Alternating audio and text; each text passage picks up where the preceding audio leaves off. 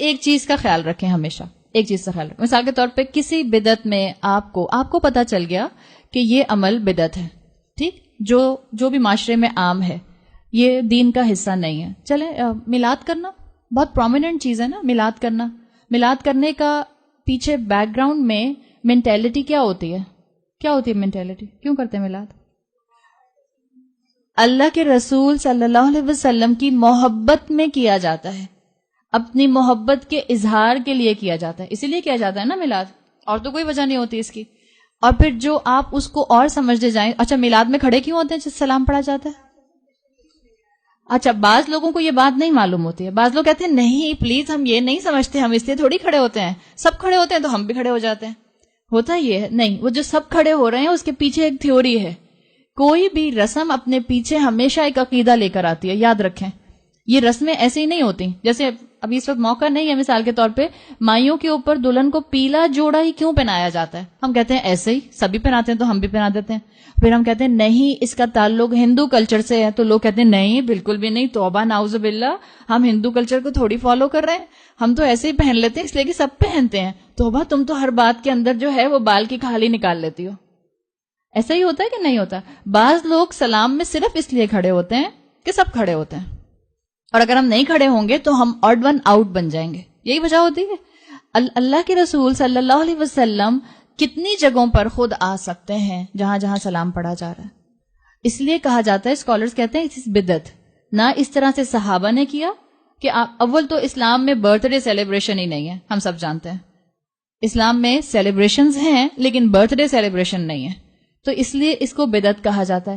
اب آپ اس بدعت کے اوپر سٹینڈ لیتی ہیں اور آپ کہتی ہیں کہ مجھے پتا چل گیا کہ یہ بدعت ہے. اب کبھی بھی اپنے طور پر یہ نہ کریں کہ آپ کہیں کہ اچھا میں چلی جاتی ہوں, آج میں میلاد میں جاؤں گی تو کل یہ درس میں آئیں گی نا, تو میں ایسا کرتی ہوں ان کے میلاد میں چلی جاتی ہوں تاکہ یہ میرے درس میں آئیں. یہ کبھی نہ کریں. حق اور باطل ہمیشہ واضح ہوتا ہے. حق جو ہے وہ باطل پر کمپرومائز نہیں کرتا صرف اس لیے کہ تاکہ باطل آ کر اس کی بات کو سن لے. جب آپ کو پتا چل گیا ایک چیز غلط ہے, آپ بہت ہی پیار اور محبت سے, چلیں آپ کی بہن میلاد پر آپ کو انوائٹ کر رہی ہیں, آپ بہت ہی پیار اور محبت سے کہیے میں نے پڑھ لیا ہے, مجھے پتا چل گیا ہے, اسکالرز اس کو بدعت کہتے ہیں, دین میں ایک نئی چیز کہتے ہیں, میں اس میں نہیں آ سکتی. کوئی لمبی چوڑی بحث کرنے کی ضرورت نہیں ہے, اور اگر آپ کو بڑے بڑے دلائل نہیں دینے آتے تو دینے کی بھی ضرورت نہیں ہے. خاموشی اور مسکراہٹ کافی ہے. خود اپنا ہیڈ کاؤنٹ کبھی اس چیز میں مت دیں. دوسرا, ایسے لوگوں کے ساتھ, جبکہ اب مثال کے طور پہ میں نے آپ کو ایگزامپل دی, آپ کی بہن ہے, آپ کی نند ہے, آپ کی مامی ہے, آپ کی چاچی ہیں, آپ ایسے لوگوں سے فزیکل ڈیٹیچمنٹ نہیں کر سکتے, رشتہ نہیں توڑ سکتے. اب آپ یہ نہیں کہہ سکتے کہ اچھا بدعت کرتی ہیں, اوہو کافر ہو گئی, کہہ سکتے ہیں؟ اگر کہا تو ہماری مینٹیلٹی کس سے ملے گی؟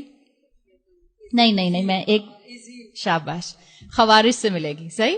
اب میں آپ کو چاہ رہی ہوں کہ آپ لوگ وہ ٹرمز یاد رکھیں تاکہ کل کو جب آپ کی سراؤنڈنگ میں یہ آوازیں گونجیں تو آپ کو پتا چلے کہ آپ کسی چیز کو کسی چیز سے ریلیٹ کر سکتے ہیں. اگر آپ نے ہر غلطی کرنے والے کو کافر کہنا شروع کر دیا یا ہر کبیرہ گناہ کرنے والے کو کافر کہنا شروع کر دیا تو آپ کی مینٹیلٹی وہی ہوگی جو خوارج کی تھی. وہ بھی اسی ایکسٹریم پر گئے تھے, ریلیجیس ایکسٹریم پر گئے تھے. آپ نے یہ نہیں کرنا, کسی کو کافر نہیں کہنا. نہ ہم کسی کو کافر کہہ سکتے ہیں. کیا ہم کسی کو منافق کہہ سکتے ہیں؟ نہیں کہہ سکتے. کہتے تو بڑا ہے. ادھر ہم سنتے ہیں قرآن کی آیات کہ اللہ تعالیٰ نے منافقت کو ڈسکرائب کیا, اور ہمارے ذہن میں, زبانوں سے نہیں, ہمارے ذہن میں اپنی کوئی بہن, اپنی کوئی نند, اپنی کوئی کزن, بالکل ان کا حال بالکل ایسا ہی ہے. یہ آیت تو ان پہ فٹ کرتی ہے. کبھی اپنا چہرہ اور اپنی شکل نہیں آتی آنکھوں میں, نہیں آتی نا. نہ ہم کسی کو کافر کہہ سکتے ہیں, نہ ہم کسی کو منافق کہہ سکتے ہیں. یاد رکھیں, منافق بھی لیگلی مسلمان ہوتا ہے. تو اب آپ نے کیا کرنا ہے ایسے رشتہ داروں کا جو کہ آپ کے لیے اس وقت, اور آپ کو اس میں انوالو ہونے کی پراپر انویٹیشن اور دعوت بھی دیتے ہیں, آپ نے ان سے ایموشنل ڈیٹیچمنٹ کرنی ہے, فزیکل ڈیٹیچمنٹ نہیں کرنی. انڈرسٹینڈنگ کے لیول پر ان سے الگ ہونا ہے. انڈرسٹینڈنگ پہ لیول پر سمجھ جانا ہے کہ نہیں, میں نے وہ طریقہ پکڑ لیا جو حق کا طریقہ ہے, جو اللہ کے رسول کا طریقہ ہے, جو صحابہ کا طریقہ ہے. اس لیے کہ اللہ کے رسول صلی اللہ علیہ وسلم کی احادیث کی تعلیمات میں اسپیکولیشنز موجود ہیں کہ قرب قیامت کے قریب مسلمان جو ہیں وہ 70-71 فرقوں میں بٹ جائیں گے. صحابہ نے پوچھا اللہ کے رسول اس میں سے نجات پانے والا طبقہ کون سا ہوگا؟ تو اللہ کے رسول نے کیا فرمایا؟ ما انا علیہ و اصحابی، جو میرے اور میرے صحابہ کے نقش قدم پر ہوگا. سمپلسٹ رول ہے. ہم اس میں کسی بحث میں نہ پڑیں کہ اس کی شروعات کس نے کی، میلاد کی یا قرآن خوانی کی یا کوئی بھی آپ بدعت ذہن میں لے آئیں. کہاں سے شروعات ہوئی، کتنے نیک انسان نے کی، کتنے بڑے بزرگ تھے، کتنے بڑے اولیاء اللہ تھے. forget about everything. بس ایک دلیل یاد رکھیں، میں اپنے آپ کو صرف اس عمل پر عبادات کے معاملے میں سٹک کرنے کی کوشش کر رہی ہوں جو اللہ کے رسول اور ان کے صحابہ سے ثابت ہے. بس آئندہ کبھی آپ کو کوئی بدعت میں شامل ہونے کے لیے انسسٹ کرے، آپ اگر یاد کر سکتی ہیں تو ما انا علیہ و اصحابی کے الفاظ یاد کر لیجئے، ورنہ آپ اردو میں کہہ دیجئے ان کو کہ میں نے اللہ کے رسول کی یہ حدیث سن لی ہے اور میں اپنے آپ کو عبادات کے اندر اس چیز میں اور قرآن کے معاملے میں اور رسول اللہ کی تعلیمات کے معاملے میں اس چیز میں بس فکس کرنا چاہ رہی ہوں. تو حق پر قائم رہیں اور اللہ سے مدد مانگیں.